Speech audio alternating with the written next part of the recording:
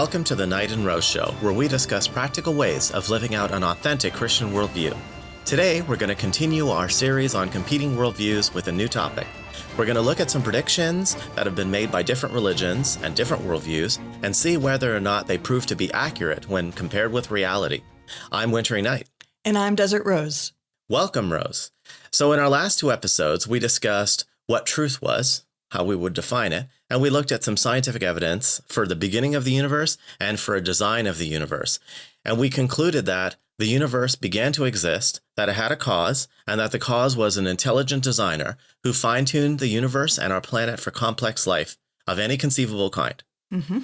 But it isn't Christianity alone that is compatible with that evidence. Other religions also predict a supernatural cause and a universe that permits life. For example, Judaism and Islam.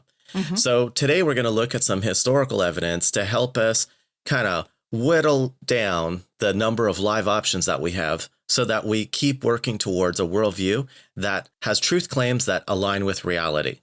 Right. So let's get started with a few examples of predictions made by different worldviews that we can test. All right.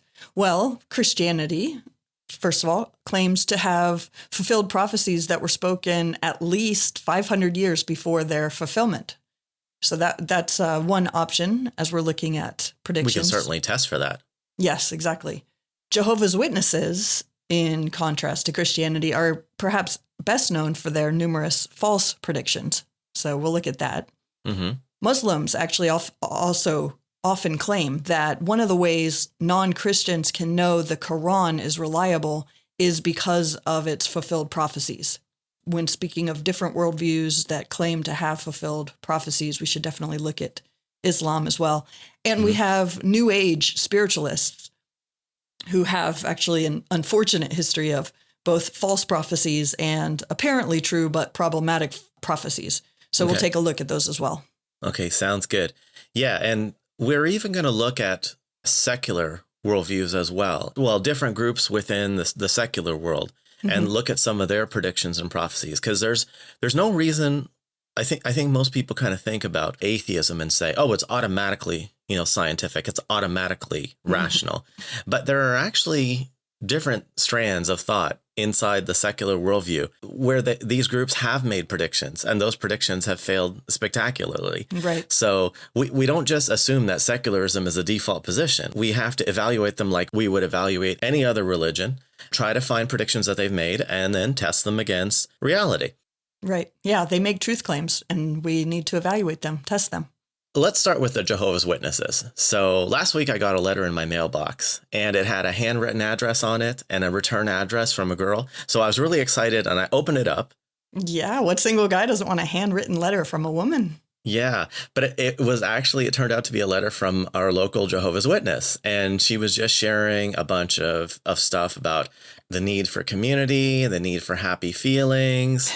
I'm sure there was also a whole bunch in there about, arguments for the objective veracity of her worldview, right?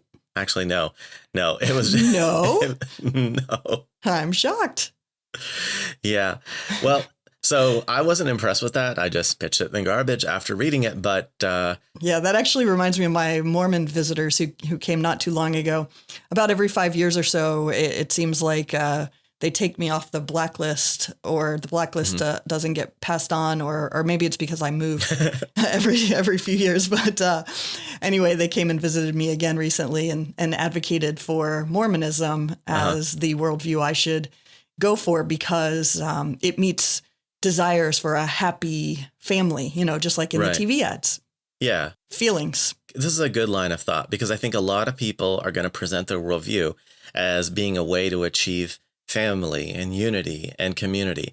And I don't know about you, but I'm kind of hard-headed. I think you are too. And yeah. I'm not interested in spending time and money and effort in a worldview that isn't reflective of reality, because I would rather take a bitter medicine than have a piece of tasty candy that doesn't really solve the problem. Yeah, exactly. So you're probably not going to be a Jehovah's Witness. No, safe to say? Yeah, I've looked into them a little bit, and I know that one of the biggest problems with them is these predictions that they keep making that turn out not to be true. So why don't you tell us about that? Because I know you've researched this quite a bit. Yeah, so let me just give you a few examples. In 1899, they declared the world would end in 1914, prophesying, quote, the battle of the great day of God Almighty, from Revelation 16:14, which will end in AD 1914 with the complete overthrow of Earth's present rulership, is already commenced. That's from The Time Is at Hand, the 1908 edition. Okay, so 1914, the world's going to end, and all of the governments are going to be all overthrown. Right, exactly. That didn't happen. No, it didn't. In 1918, their leader declared 1925 as the year of the return of the prophets in glory. They repeated this prediction with certainty many times. The leader wrote, therefore, we may confidently expect that 1925 will mark the return of Abraham, Isaac, Jacob, and the faithful prophets of old, particularly those named by the apostle in Hebrews 11, to the condition of human perfection. Okay, that didn't happen either. Did not happen. Another example, beginning in 1965, they claimed 1975 would be the beginning of Christ's worldwide millennial reign on earth. So all of these dates, as you pointed out, have come and gone, the prophecies unfulfilled. JWs will claim things like, well, they didn't mean it the way it sounded, or they'll say things like, well, it came true in this unrecognizable spiritual sense that you just can't see. But how convenient. Right. Either way, the evidence does not look good for their claims. Yeah, it's funny that you still get the letters from the people, that and they're still getting new members as well. Yeah, that's sad. Okay, that's not a group of people who take getting the predictions right very seriously. It's funny because I think they would think of themselves as a prophetic group, but if they keep getting it wrong, they obviously, maybe they just care about making the prophecies, but they don't really care about whether they actually come true. Anyway, so let me talk about one of those secular groups I mentioned that that makes predictions that don't come true in reality. So you remember when we were discussing the origin of the universe? Well, it turns out that historically, atheists have thought that the universe was eternal, and they've actually put this in print. Okay? Yeah, exactly. And then scientists made a series of discoveries that pointed to a beginning of the universe. Right. Let's just see the prediction first. I actually wrote a series of blog posts on the evidence for beginning the universe on my blog. And I wanted to see what atheist groups had said historically about the supposed beginning of the universe prior to us discovering scientific evidence for it. So I found this document from a group called the American Humanist Association. And this is a group of atheists who try to codify what atheists believe about morality and policy and even how the universe works. So in their first manifesto, that's what they call it, it's a manifesto, they list out 15 points that all secular humanists believe. And point number 1 says this, and I'm quoting, religious humanists regard the universe as self-existing and not created. Oh, no. So they got it wrong. Yes. As you mentioned, the scientific discoveries we talked about in episode 33 disproved a self-existing universe. Yeah. So they made a prediction about reality before the science came in, despite insisting that they're driven by science. And then the science came in and it disproved their prediction. So then they stopped being atheists? Actually, no. Then they released a new version of the Secular Humanist Manifesto. And they took that part out. What, Secular Humanist Manifesto, the sequel? No, they called it Secular Humanist Manifesto 2. So was that the last one then? No, they just keep making them every time they get disproved. But, oh well. Okay. Let's go to another one. So you mentioned Islam. You mentioned Muslim predictions. So why don't you tell us about something that they've said? We always are interested in the ones that are testable. So go ahead and tell us about something they've said about the world, something important, core to their religion that is testable. And then we'll see how they did. Yeah. Well, as I mentioned, Muslims often claim their prophet issued amazing prophecies from Allah that later came true. But the fact is, first of all, there are very few that are even testable. This is a big problem. Yeah.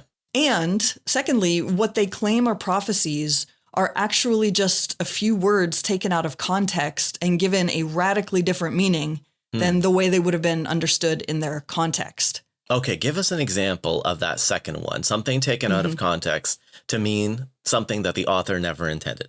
For example, sometimes Muslims claim that Quran 41:20, chapter 41, verse 20, predicts the development of fingerprinting as a means of identifying crime suspects. Oh, no. Yeah. They arrive at this conclusion by pointing to the part of the verse that says, and their skins will testify against them of what they used to do. Yeah, that doesn't sound like fingerprinting. That sounds like tattoos or something.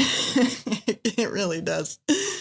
So on its own, I guess to some people, this may seem like a prophecy foretelling fingerprint ID. But let's read this passage in its context. Okay, verses 19 through 21 say, "In the day when the enemies of Allah will be gathered to the fire, while they are assembled in rows, until when they reach it, their hearing and their eyes and their skins will testify against them of what they used to do. And they will say to their skins, 'Why have you testified against us?' They will say, 'We were made to speak by Allah, who has made everything speak, and he created you the first time, and to him you are returned.'" There's nothing about fingerprinting there, but this verse seems to be telling us, that they're not referring to anything that's going to happen in this life, like fingerprinting. It sounds like they're talking about some kind of end of the world scenario there. Yeah, exactly. It's the day of judgment that they're talking about, when everyone will be gathered together by Allah before the fire and that sort of thing. Okay. And so when a few words are taken completely out of context, they can be used to make all kinds of claims. But we do the text a great disservice when we don't consider its context. The same is true of any book, and it's certainly true of the Bible. If we don't even read the full sentence that a phrase is found in, much less the paragraphs around a passage, we can easily be led astray. And I see this happening all the time with Christians who like to quote a sentence. Yeah, I was just about to say, this has happened to me a lot too. Right, exactly. Where people have like a favorite doctrine and they yank a couple words and a phrase, out of a text and go, look, God has a wonderful plan for my life. Everything is going to work out. He's going to manifest me the perfect spouse or whatever. And I'm like, you're pulling that passage out of like a judgment narrative. All those people died horribly, or something like that, Right. Exactly. Yes. Yeah. Nor is it compelling to point to an event that was almost certain to occur in the very near future as evidence of fulfilled prophecy. Right. These two principles together actually eliminate most of the Quran's so-called prophecies. But there is one passage that actually does appear to be a genuine prediction. Okay, chapter 30, verses 2 through 4. One sec. So you're saying like, Sure. if I predict like, say tomorrow, that we're going to get rain, or in the next week, we're going to get rain, that's pretty reasonable. It happens most of the time. So that's not a very interesting. Right, exactly. And then, imagine you live, in Seattle. And you predict you're going to get rain sometime in the next month. I mean, that's probably more akin to what we're looking at here. So, that would be unpersuasive to say the least. So you got an example? Yeah. Yes, there's something similar in the Quran. In chapter 30, verses 2 through 4, it predicts a Byzantine victory over the Persians within 3 to 9 years. It says, "The Byzantines have been defeated in the nearest land, but they, after their defeat, will overcome within 3 to 9 years. To Allah belongs the command before and after, and that day the believers will rejoice." That sounds pretty good, actually. I mean, they're making a specific prediction about two specific peoples, about a specific event within a short period of time. So how did that one fare against reality? Yeah, so here's the even bigger problem. Okay, first of all, given the ongoing nature of the conflict between the Byzantines and the Persians at that time, it was highly likely that the Byzantines would have a victory at some point. Let me give you an analogy, okay? Imagine I predict that sometime within the next 10 years, the Duke Blue Devils are going to defeat the UNC Tar Heels in basketball, okay? If you know anything about American college basketball, you know that if that were to happen, nobody would be impressed, okay? Because Duke and UNC compete in basketball about 3 times every season. It's always a close game. It goes back and forth and back and forth. Even if one team is top 5 in the country and the other is, having a bad year, that game is always an exceptional game. Similarly, the Byzantines were likely to defeat the Persians sometime in the near future. They fought all the time.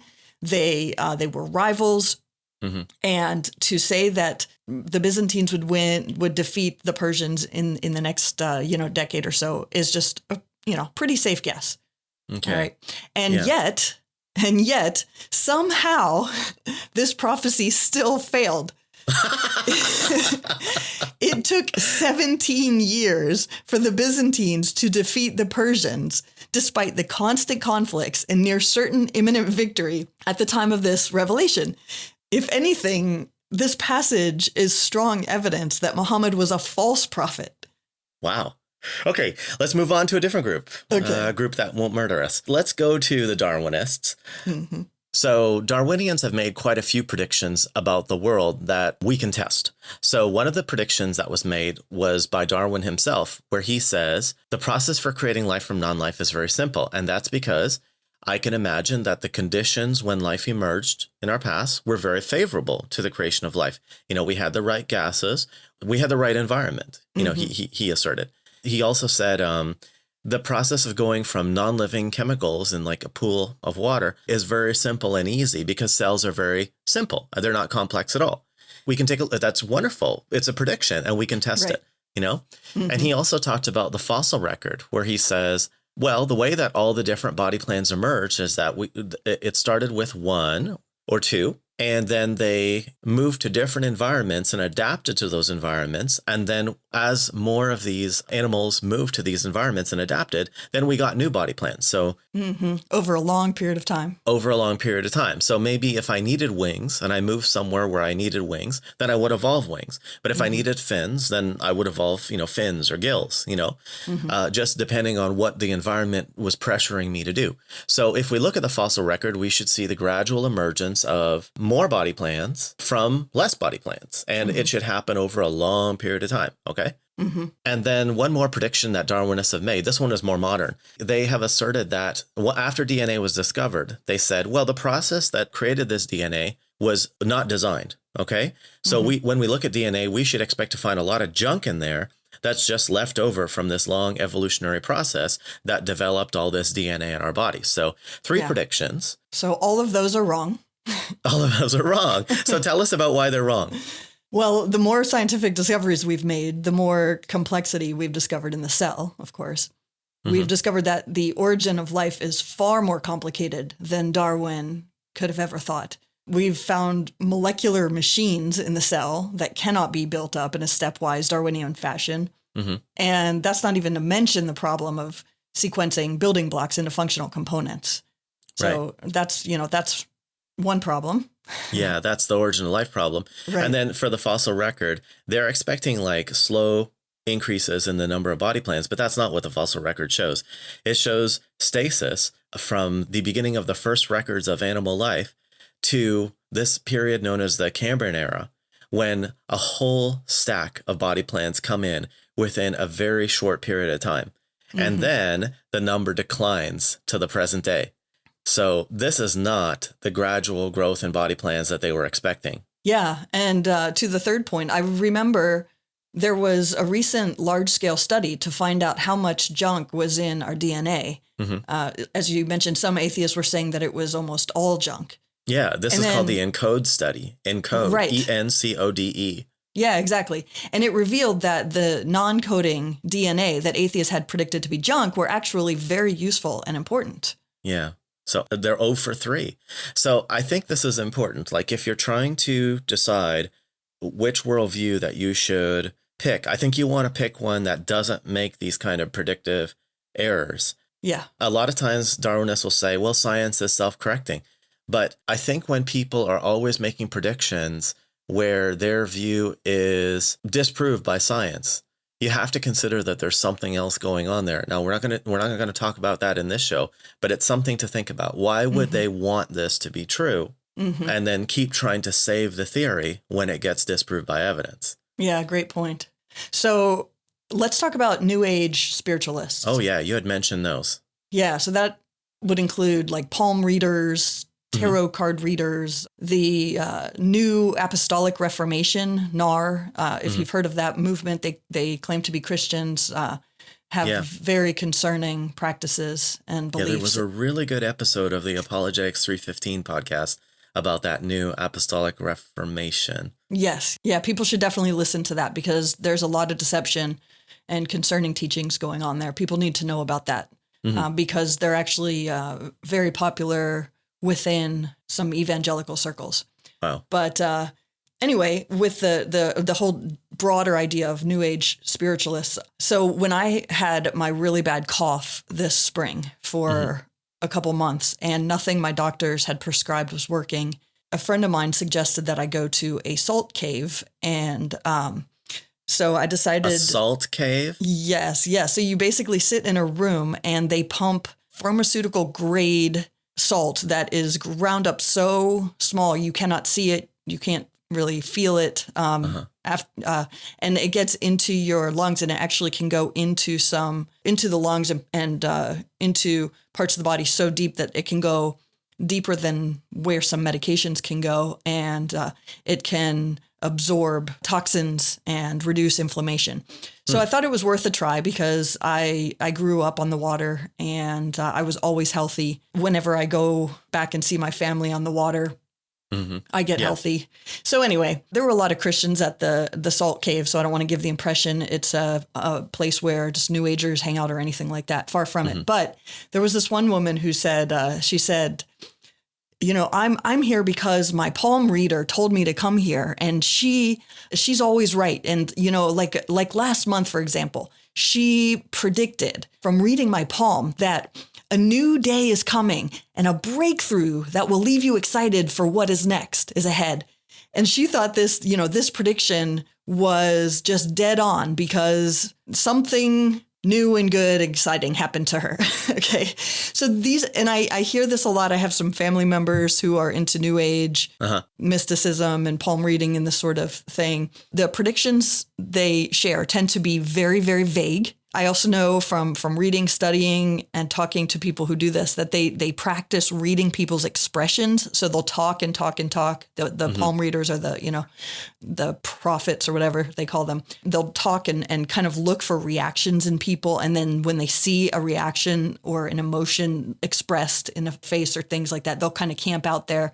They'll go with the odds when making predictions. Like they'll consider what is someone male or female? How are they dressed? Do they have a wedding ring? And they'll kind of guess their desires and things like that. And so this would be an example of a type of prediction that is just not testable, not very helpful.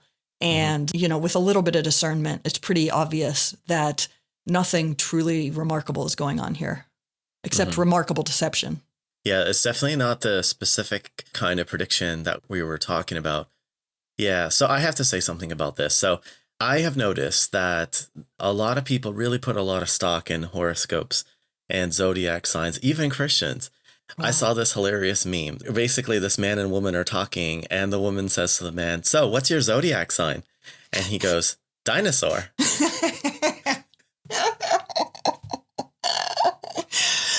And she says, "That one doesn't even exist." And he says, "None of them exist." I totally know that one. I know that meme. It's so funny. The best part of that is they actually use the same image of the guy with this big dorky grin on his face for both frames. Like when he's saying dinosaur and then also when he's saying none of them exist. It's hilarious. Yeah. It's pretty funny. Yeah. So I don't know. I don't want to offend anybody, or maybe I do. I don't think you're too concerned about that. Yeah, I would just recommend, you know, don't bring that up when you're dating, and maybe or do bring it up because it might really help you discern that it's time to move on. Yeah, cut it short. Just go, "Oh, are you?" Yeah. But I don't know that says anything good about a person that you would want to get involved with them. Yeah. Well, that's it for the podcast. Anyway, I'm kidding. Our listeners it's been fun. Yes. Okay. Let me go on to another group that I had mentioned before. Again, I'm trying to give us like some balance. Like you're focusing on, and well done. You're focusing on different religions and saying that they're making strange predictions. Honestly, I deal with mostly atheists in my office. You know, a lot of times it's Christian raised guys. I'm in IT, so it's mostly men. And they are born into like a Christian home and they attend youth group and they meet their wife at youth group and then they become atheists, maybe move in together, stuff like that. But they're very analytical. So, I don't have to, most of the time I don't have to deal with people from different like strange backgrounds because they wouldn't make it into IT. Although occasionally I do have to deal with Hindus and Muslims and talk about Hindu predictions about the oscillating universe and compare that with the Big Bang cosmology. And then for Islam, like you say, their prophecies or perhaps their historical claims, right? But one group that I do have to deal with a lot is the climate change people. Okay. Okay. So they come in and they're very convinced. We've all heard this in our public schools. I can remember being in my public school chemistry class and being warned about the impending fireball, that was going to strike the earth. From my atheist teacher, Mr. Hayes. And yeah, he was very convinced about this. And he said, well, we need to do something about this. We need to let the government control how much electricity we're using. And we need to be careful about this. We need to be whatever. Yeah. And if you were about 20, 25 years older, your public school teacher would have been teaching you that the world was going to end by freezing. Global cooling. Yes. In 10 to 20 years. Yeah, this is probably a shock to our younger listeners. A lot of time young people think I don't have anything to learn from older people, but like you really should rely on the experiences of older people who have been successful. But yeah, back in like the 1950s, 60s, and 70s, people were predicting ice ages and that all of North America would be covered in ice and global cooling. So another show we may talk about the motivation for this kind of thing. But just suffice to say that some people look at their neighbors and they're uncomfortable with the decisions that their neighbors are making. Like, I don't like he drives a big car. I don't like that he has so many kids, right? Like, what about overpopulation? So there's something going on there that drives people, whether it be global cooling or global warming. They are hoping that the government's going to come in and restrict individual behaviors and maybe, business behaviors. Anyway, for our podcast, I found a really good article from a really far left website. I'm talking about as far left as you can go, the UK Guardian. So this is the Guardian in the UK. And they had an article from 2004, February 21st, 2004, and they called it, Now the Pentagon Tells Bush, George W. Bush was president at that time. Now the Pentagon tells Bush, climate change will destroy us. Okay. So this is a Pentagon report that was presented to President Bush. And here's what the Guardian says. Climate change over the next 20 years could result in a global catastrophe, costing millions of lives in wars and natural disasters. A secret report suppressed by the U.S. defense chiefs and obtained by The Observer, warns that major European cities will be sunk beneath rising seas as Britain is plunged into a Siberian climate by 2020. Oh, wow. Got that one wrong. Yes, but there's more. Nuclear conflict, megadroughts, famine, and widespread rioting will erupt across the world. This document predicts that abrupt climate change could bring the planet to the edge of anarchy as countries develop a nuclear threat to defend and secure dwindling food, water, and energy supplies. The threat to global stability vastly eclipses that of terrorism, say the few experts privy to its contents. Disruption and conflict will be endemic features of life, concludes the Pentagon analysis. The Pentagon predicted all this would happen by 2020? They did. Yeah, so I don't think any of that happened. In fact, the number of deaths has been decreasing with new human inventions and ingenuity. But anyway, so did the global warming alarmists reject global warming alarmism after their predictions didn't come true? I don't think they did. I think they're still claiming this is a big crisis. It's kind of like the secular humanists, right? They're like, the universe never began to exist. And then you show them and they go, let's just take that out and keep going. So right. I think the global warming people just took this prediction out. What's remarkable about this, and I really want people to see this, is we give a lot of credit to non-theistic groups. We assume that they know what they're talking about, Right. Yep. And what we're seeing here is nothing different than what the Jehovah's Witnesses were doing. It was end of the world predictions that didn't come true. So the Jehovah's Witnesses aren't going to drive us trillions of dollars into debt for a Green New Deal. So arguably this group, the climate change people, they're the more dangerous group because they're advocating for large scale changes. Now, I'm going to be very careful about what I say here. I think the climate does change.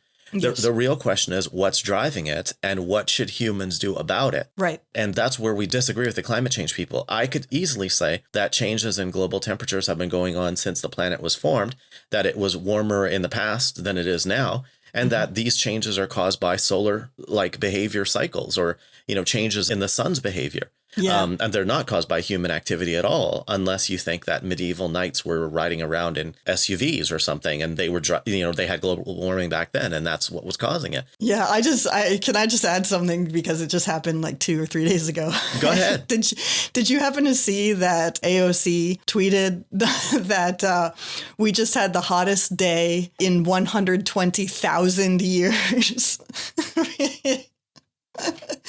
So no, apparently she is privy to some information that the rest of us are not, by which for 120,000 years now, there are apparently records somewhere, probably in the little UFOs that the aliens, drive around in. There are, apparently these records that AOC knows about. I'm joking. There are no records from 120,000 years back of exactly what the temperature was every day. But yeah, I just thought that was a really, really funny tweet. People are listening to Greta Thunberg as if she's some sort of great authority. Right. That's true. So I wouldn't put it past people to go, wow, look what AOC said. We need to change.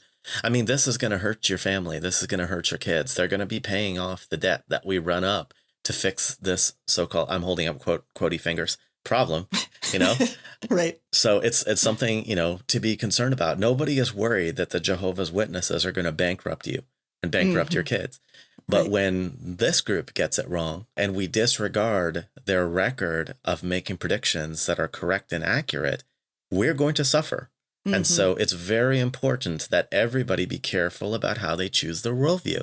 And they are careful about insisting that if people from these different groups make predictions, that they be tested. And they can't just move the goalposts every 20 years. Human beings are the same in every generation. Just because they kind of dress up their worldview with scientific garb and scientific language, it doesn't mean that their real motivation is just, I don't like what car my neighbor drives, or I'm scared about the future, or who's going to keep the planet from doing anything once I get rid of God. A lot of this anxiety that these secular groups are having are because they've ejected God from the cosmos. And so they don't think anybody designed a solar system and a planet that regulates itself. They think there's nobody regulating it, and that's why we have to do it. Then there's all this taxing and spending in order to attempt to do that. So, okay, well, let's talk about, we've seen a lot of bad predictions today. Let's talk about some Christian predictions. So I want to see, are they testable? And if they were testable and we have been able to test them, then were the results good or bad?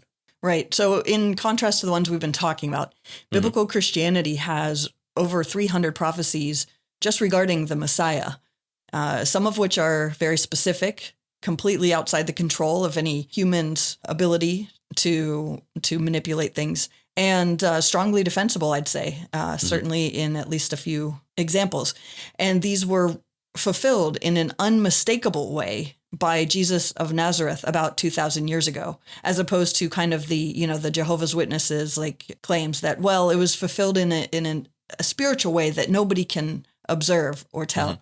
So these predictions were hundreds of years and sometimes more than 1,000 years before the birth of Jesus when they were made.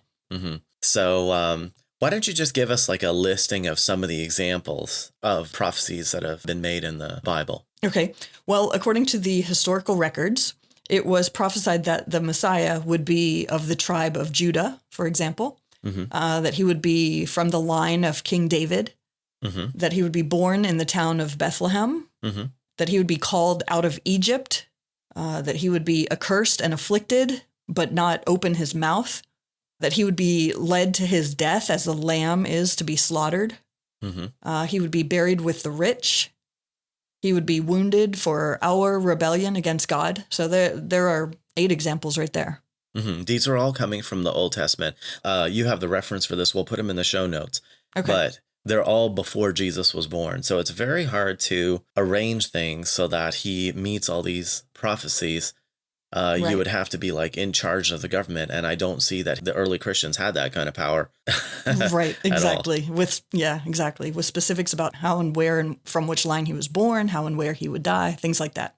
Mm-hmm. So we haven't looked like too closely at the individual texts that you're talking about here, but are these prophecies like only remember the Muslim one where we were saying, oh, wow, it's fingerprinting. And then you ask anybody else and they go, that's not talking about fingerprinting. So if I showed these prophecies to a non-Christian, would they think that they were predicting something about the future? Yeah, they certainly would. They may challenge when it was written. And of course, then there's a ton of evidence for that. But for example, Peter Stoner was professor emeritus of mathematics and astronomy. So we're not talking about just, some guy off the streets with no academic credentials. He took these very seriously. He had 600 students of mathematics and astronomy work together to estimate the probability that any one human being could fulfill just 8 of the prophecies made about Jesus, any 8 of the prophecies. And so, if this was just kind of some joke that nobody can really take seriously, right? Professor Stoner would not have been working on this and had 600 serious. No, the students wouldn't do that. They wouldn't waste their time. They're paying money to get an education. Right, exactly. And so since I mentioned that, it's actually interesting that what they came up with was that there is one chance in 100 million billion that any one human being could fulfill just any 8 of the prophecies made about Jesus. Wow. Okay. So this is actually the same as if we were to cover the entire landmass of Earth with 1.5-inch tiles and then go, roam around the Earth and randomly pick the one tile that was marked with a cross on the bottom. Wow. Okay. I mean, highly, highly unlikely. Okay. And there are reasons to believe Jesus fulfilled far more than just 8 prophecies about the Messiah. But that's the chance, the mathematical likelihood of fulfilling 8 of them. So no other worldview has that kind of remarkable evidence on its side. Okay. So far in this episode, we looked at some examples of bad predictions and bad prophecies from different bad worldviews. And in the next episode, I'm thinking that we could look at an example of a good prophecy that is specific and defensible. And we can see whether, when we test it, whether it came true or not. Sounds good. Yeah. So we're going to look at a prophecy from the Old Testament that Christians think was fulfilled by Jesus. And we're going to ask, how is this one different from the prophecies of all the other religions and worldviews that we looked at? And can it be justified and defended as reliable? So unfortunately, we're out of time for today. So I think we'll continue with that topic next week. We're just getting to the good part about this, so you don't want to miss the next episode. If you enjoyed this episode, please consider helping us out by sharing this podcast with your friends, writing a 5-star review on Apple or Spotify, subscribing and commenting on YouTube, and hitting the like button wherever you listen to the podcast. We appreciate you taking the time to listen, and we'll see you again in the next one.